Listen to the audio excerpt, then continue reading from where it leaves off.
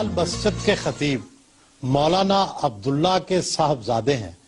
आपने तालीम कितनी हासिल की? तकरीबन 2 जमातें पढ़ने के बाद मेरा अक्सर स्कूल में ये झगड़ा रहता था कि मैंने पैंट नहीं पहननी, टाई नहीं पहननी, तो मैंने पिंडी में जाके कुरान हिफ्ज़ किया।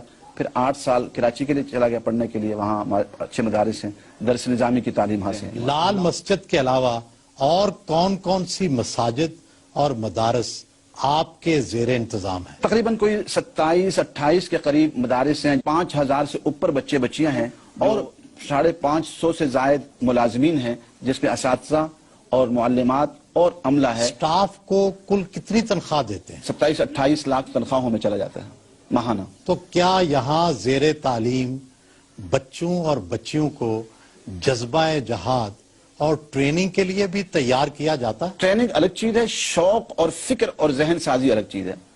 हमारा काम यह है कि हम इन सब में जज्बे जिहाद की फिक्र, सोच और शौक पैदा करते हैं। हमारा काम यह है कि हम इन सब में जज्बे जिहाद की फिक्र, सोच और शौक पैदा करते हैं। कि आप बुर्का पहनकर लाल मस्जिद से निकल गए, ये तो सरासर बुज़दिली नहीं थी? शरीयत हमें कहती है कि दीन के लिए डटो भी, कुर्बानी भी दो, जज्बा जिहाद और शौक शहादत भी हो, और जरूरत पड़े तो पीछे भी हट जाओ। फिर आप टीवी पर उसी बुर्के समेत आ गए। हाँ, ये तो देखिए, ये तो ज्यादती है हुकूमत की तरफ से।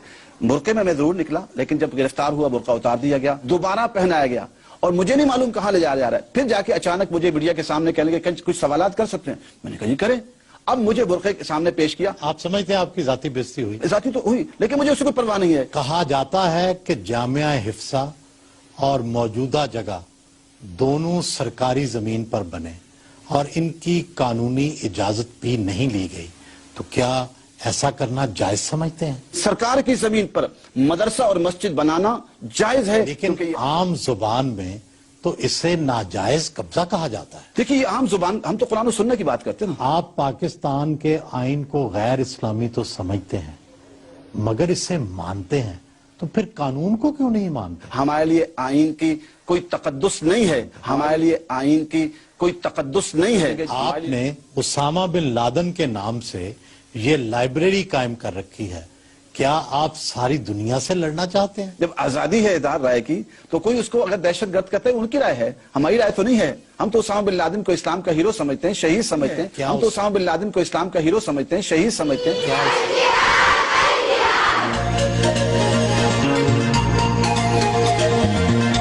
तानी साहबा के कमरे में जहाद के पोस्टर, कलाशन कोफे और वो असली वाला पिस्तौल लगा हुआ है। क्योंकि हमारे यहाँ इस्लाम में तो तसव्वुर है जिहाद का। घरों में तो हम तो समझते हैं हकीकी असला होना चाहिए और जिहाद का। इनको भी असला चलाना आना चाहिए। ये सहाबियात तो असला चलाना जानती थी। यहाँ की जामिया हिफ्सा की तालिबात को और असातिज़ा को असला चलाना आता है? तालिबात को तो नहीं आता, लेकिन जो एक मखसूस हमारी उस्तानियाँ हैं, तो कभी हम उन्हें जो भी सूरत बने उन्हें सिखाते हैं। कलाशन कोफे भी हैं, ये एक आद है। कलाशन कोफे भी हैं, ये एक आद है।